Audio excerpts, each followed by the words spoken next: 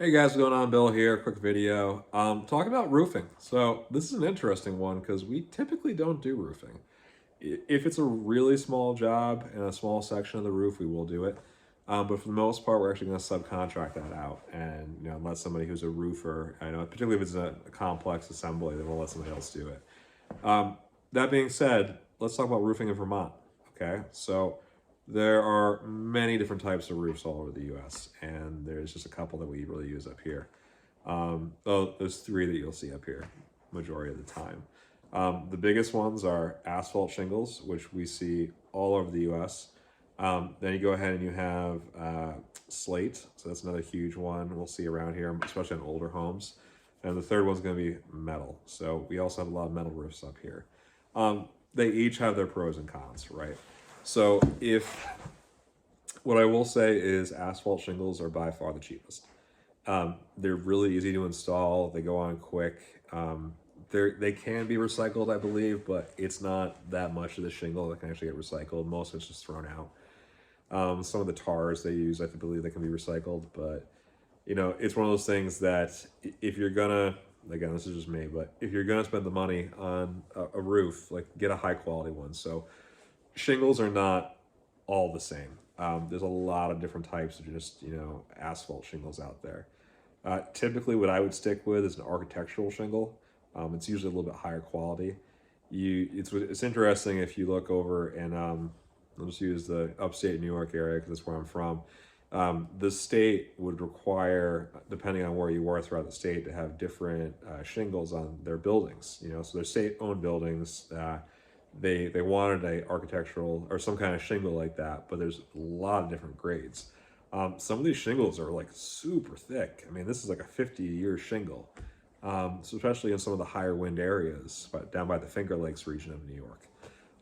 If you want to do that, like if you're on the lake and you have high winds, that's probably what you kind of want to lean towards. If you really want to do a shingle, you know, if you were a homeowner in a neighborhood and you couldn't put a metal roof on because of the association you were involved with, like a really high quality architectural shingle like that would probably be the way I would go.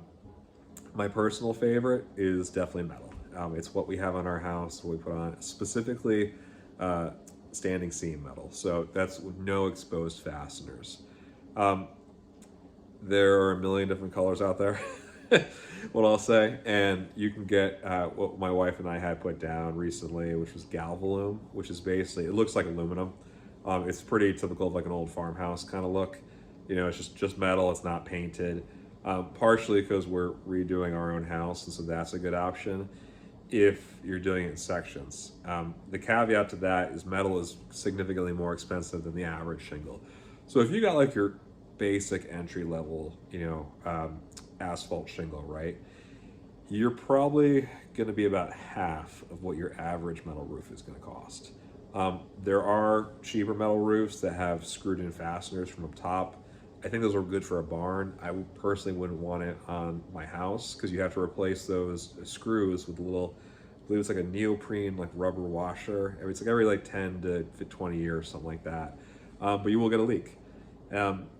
So with a seamless metal assembly, it's almost maintenance free. And I'll say nothing is maintenance free, but that's pretty close. The thing about metal roofing in particular is that, especially if you have a paint on it, it's not paint like we think in the sense of just like you're painting your house or you're painting the inside. Like that finish is baked on at the factory. So I've had clients ask me, I've had a couple of people actually recently ask me if we could paint the roofs for them, and I told them like we just don't do that because I know it's going to fail like almost immediately. That finish, like metal roofs, like they're gonna rust. So that's something to consider, and it generally takes like decades or years down the line for it to rust, but it will rust. Metal roofing can last 50 to 100 years. I mean, it lasts a long time. Really, the reason that we see it get replaced, homeowner bought the house and they don't like the color, or it's got some rust on it. You can sand it down and spray that rust on, but spray paint on, but it's not going to look identical to what it looked like previously over time. But that's something you can consider with a metal roof.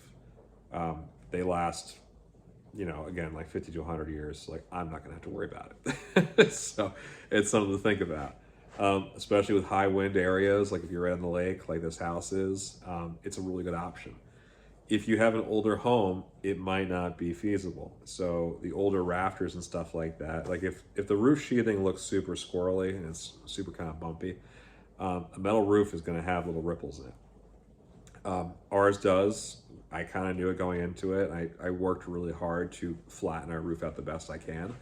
But typically you're going to see little ripples throughout it.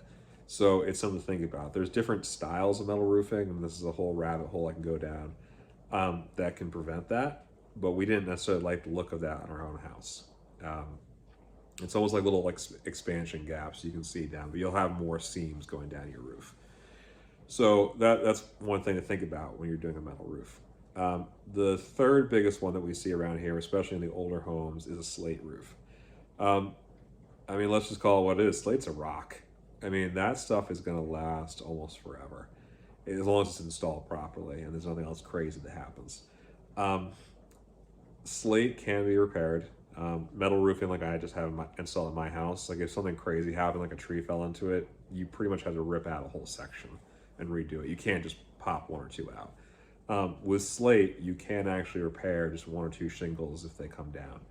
So it can last for a long, long time. Typically, it's about 100 years for a slate roof. A colleague of mine, who I buy a lot of my windows from, his parents had a 1780s farmhouse, or it was close to that age. No, it was older than that.